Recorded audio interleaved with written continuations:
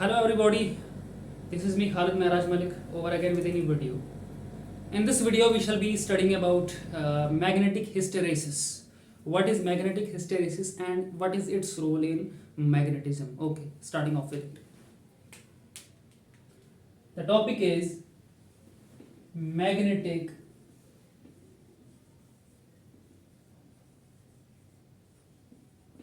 hysteresis.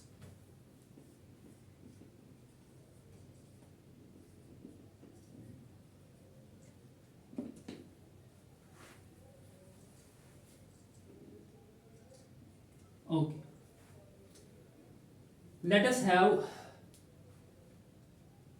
a coil here. Starting off with it. Let us have a coil like this here. That is connected to some AC source. When an alternating current I will pass through this, what will this make? This will make some magnetism in this, and the magnetism will be given by the strength of the field that the magnetism has, the field strength of magnetism, magnetic field strength H. Okay. When the current will rise from the current will be sinusoidal. When the current will rise from 0, H will increase in this. The magnetic field strength H in this coil, that will increase gradually with the increase of current sinusoidally. Okay. We will discuss that later. First of all, let there be an iron piece kept in close proximity to this coil. Okay. This iron piece is a simple iron piece now. It is unmagnetized. Means its small clusters, small clusters in its volume inside it, they are not aligned in a proper direction. They are in the haphazard ways. Some one cluster facing here, another cluster facing there. They are not in a proper alignment. Okay. Let us see now. Let the current be like this. Let this be the first half cycle of current I with time omega t. Okay, we will not write that because it will become very hodgepodge then. When the current will rise from 0, say the current has risen up to this point A, what will happen in this one? This whole figure has two sides. One this one side and another this one block, small iron block. Okay. What will happen in first one? In the first one, when the current rises here sinusoidally, a variable current, that will induce magnetic field in this and will develop magnetic flux lines. Say they are like this, having the direction this. Let us name the extent of magnetism, the extent of magnetic field strength at this interval as H. In this figure, in this small coil, what will happen in this? In this coil, we have magnetism here, magnetic flux lines passing through this coil. Okay. But that magnetic field strength, because of the flux lines will create a magnetic field, and that magnetic field will have some strength H. That H will not be sufficient enough to make those small clusters in this iron block to align in one direction. It will again be like this.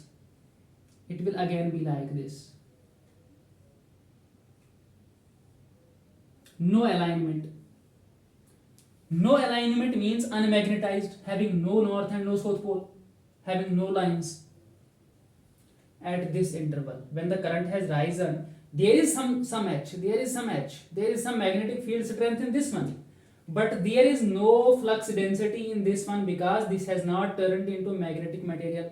Still there is no magnetization in this block. There is no magnetization in this block, and hence B equals to 0. Magnetic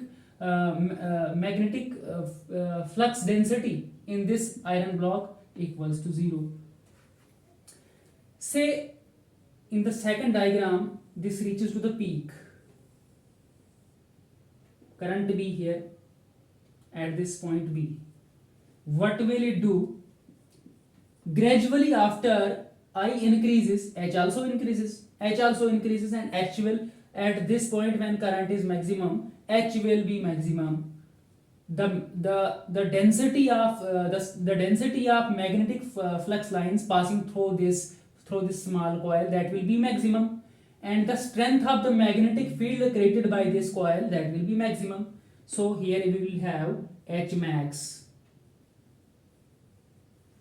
In this second diagram, now till this point when H was rising from 0 to H, till this extent, B was not rising till this extent of current I, till this extent of H, B was 0.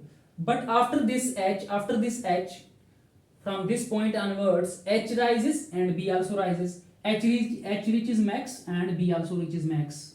Means this block of iron, this will be completely magnetized, fully magnetized. B will be max when H will reach max. Okay. In the third one, let us say the current has come to the 0 level now, point C, because the current is sinusoidal. AC source, the current is sinusoidal. In this case, in this coil, H will be 0, because when there will be no supply of current, will there be any magnetism in this coil? No, H will be 0. The magnetic field lines in this one will vanish.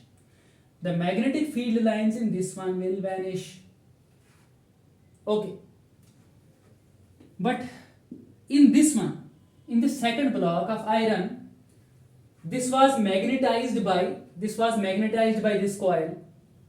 But when the magnetism vanishes in this coil, the magnetism in this iron block does not vanish. Some molecules, they will remain aligned even after the magnetism in this coil has vanished. So this will have some residual magnetism, say small b, very small b settle here. Still this one will be residual magnetism.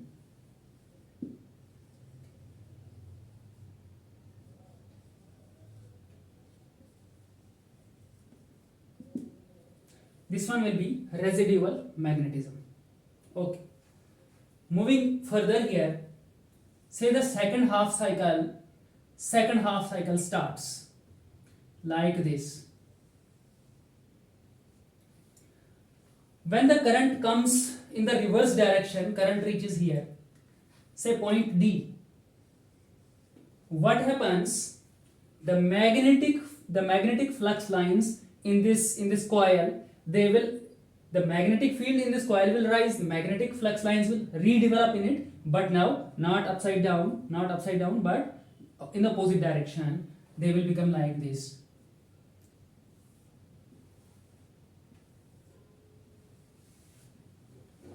Some H will rise in this. When H was 0, when the current was at this 0 level, H was 0, B was still there, residual magnetism, because this was not demagnetized. When the current vanished in this, when the magnetism vanished in this was not demagnetized. There was some residual magnetism in it.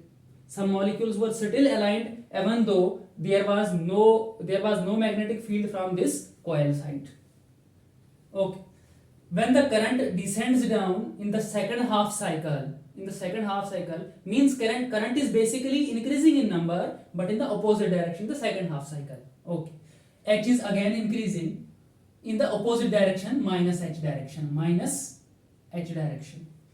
what will happen, this negative H, this magnetic field strength reverse in the reverse order, magnetic field strength in the reverse order will neutralize the magnetic flux density in this iron block that was created by the positive half cycle, this will do what, this will make in the second iron block, this will make B equals to 0. Then over again the current will reach up to this point in the second diagram. Let us say what happens, minus H will be max, means in the second half cycle the magnetic field strength that was because of the magnetic flux lines coming upside down in this has now the direction downside up, that is minus negative sign for the direction. Okay, H has reached to max, then B will again reach to max, similar to this one, H max, B max. B will reach to max, this will also be in the opposite direction, this one is 0 is never negative, no, never positive, this one be in the opposite direction in the iron block. Means first, if north pole was made on this side and south pole on this side in the positive half cycle, in the second half cycle the north pole will be made on this side and south pole will be made on this side. And over again, when the current reaches this point F, means 0 of the second half cycle, what will happen, H will turn equal to 0, because the current will vanish in this, the current of the second half cycle has vanished, has reached to 0, the current has vanished and there is no magnetism in it, and what has happened, there is no magnetism in it and the magnetic field intensity or magnetic field strength has turned to 0. And in the second block, what will happen, there will still be a residual magnetism, minus B residual.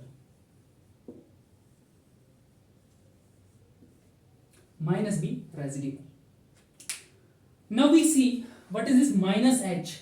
This is magnetic field strength. This has turned this residual magnetism into 0. So basically this is a force. This magnetic field strength is what? Strength is force. This is basically a force. The force that makes the residual magnetism into 0, that is known as coercive force. Here H is what? Coercive force. COERCIV, coercive force. The same systematic order of those positive and negative sinusoidal forms and the response of an iron block kept in the close proximity to this coil, that will be depicted in a graph now. BH curve basically, that we have already studied. Now that will be studied in the form of magnetic hysteresis. Okay, wiping it out.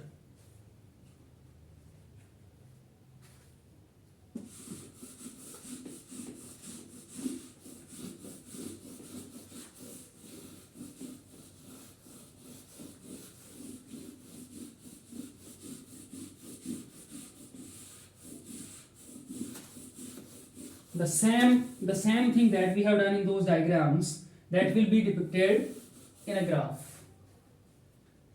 Say we have a graph like this.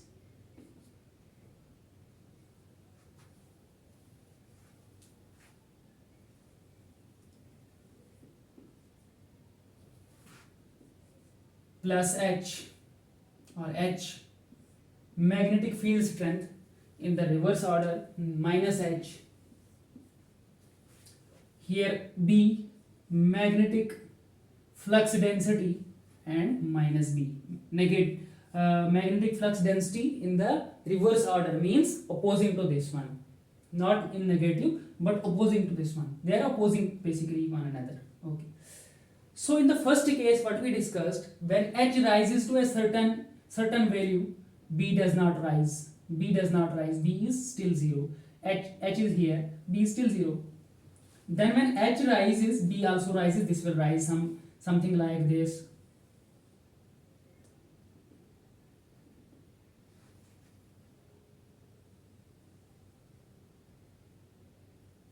Both of them, H and B, they will reach maximum at this point. We will not write H max and B max here because this point corresponds to both y axis and x axis. When H decreases, when after the peak of first half cycle H decreases, then B also decreases. Both of them decrease. H reaches to 0 but B does not reach to 0.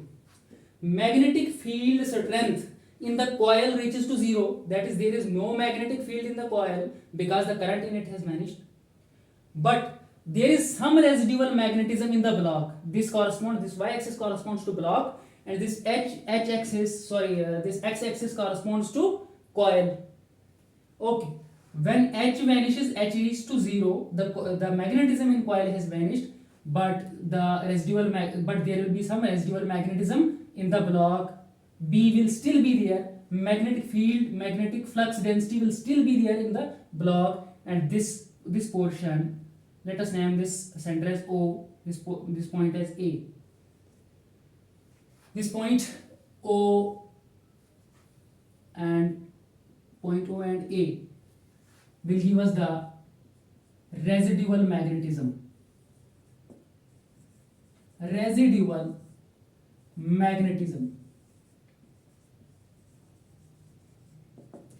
What will happen? This is residual magnetism OA. How will this be abated now? How will this be contracted now? We will require H in the negative direction now, so that this residual B becomes 0. At this point, say this point, H is minus H, then B will reach 0. This will come to point this minus H point, because on the negative x-axis minus H here, then B will be equal to 0. B is 0 and H is minus H here. Then in the second half cycle, minus H will further increase, thus increasing B in the negative direction as well. Both this axis and this axis will increase. This will increase like this. In the second half cycle, current reaches to the peak. H also reaches, minus H also reaches to maximum, and minus B also reaches to maximum. And after the peak of the second half cycle, the current starts subsiding down, coming down, and both H and B will start coming down. But when minus H reaches back to 0, minus B will not reach to 0. There will be some residual magnetism in the second half cycle as well. Residual magnetism OA and OB. Those are residual magnetisms. Okay. Now since minus H, magnetic field strength minus H, in order to overcome this residual magnetism OB, what we will have to do, we would have to take the H in the positive direction, because H was negative. We would have to take this H in the positive axis. When H will rise in the positive axis, B will turn into 0, and this will meet this point. Joining O and let this point be OAB, C, D, E and F. H was in the positive direction. H was 0 here and minus H here. What did that do? That abated the residual magnetism. So OE gave us coercive force. In the second half cycle, OF gave us the coercive force. OF gave us the same in the second half cycle. Okay. If we join OC, that will give us the magnetization or BH curve that we have already discussed. Friends, that is magnetic hysteresis in anything. Okay, taking that further. What happens Magnetic hysteresis is often a loss of energy in any electrical machinery that leads to humming. While passing through a transformer, you would have listened to the sound like and dissipation of heat. There is heat around it. The electrical paraphernalia, the electrical machinery that gets warm, that gets hot. Because of what? Because of this magnetic hysteresis, and there is humming voice type. Okay, the loss of energy in the form of heat and in the form of sound. So formulas for that: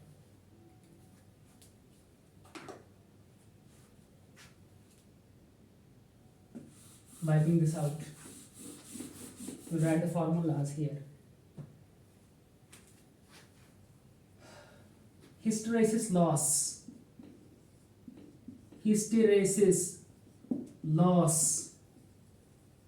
per cycle. What is hysteresis loss? Basically a loss of energy. Loss of energy that will be equal to eta B max, this point corresponding to this point, B max, eta B max power 1.6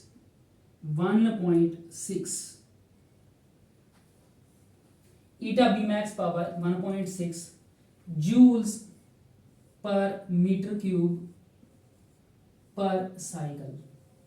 Per cycle means one complete cycle of current like this.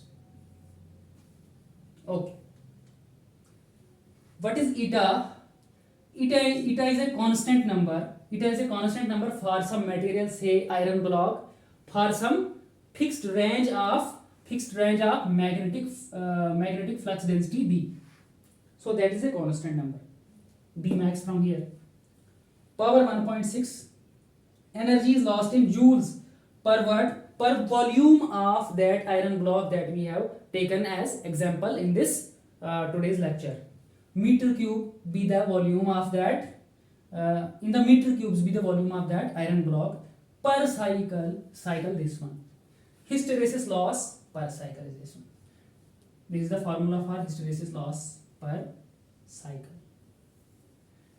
And hysteresis loss per second, if we see per second, current rises here like I, but with what? With omega t, with time t. Time derivative, always take time derivative, di by dt. So per second, time in second. Hysteresis loss per second. Hysteresis loss will lead to what? Humming sound and what? Heat dissipation that we often see when we go near to a transformer or touch it. It is always hot. Hysteresis loss per second, that is equal to eta B max power 1.6 into frequency of reversals of those sinusoidal waves. How frequent are those? Here there is more frequency, and if we see here, the frequency is less. So why is this frequency less and this frequency is more? You would have to deliberate into it because of time. F is equal to 1 by t. Frequency always has an inverse relationship with time. In the small time gap, we have accommodated a lot number of sinusoidal waves. But in the same time gap, we have accommodated only one here. So the frequency here is less and frequency here is more. Okay. Into volume of what? Volume of the iron block that we have taken, into F into V joules per second. The unit for this will be in joules per second. Joules per second. This is basically, this is not to be multiplied. The formula is just equivalent to this. This is the SI unit. What is this? This is the SI unit. This is here joules per second, and joules per second is called as watt or watt.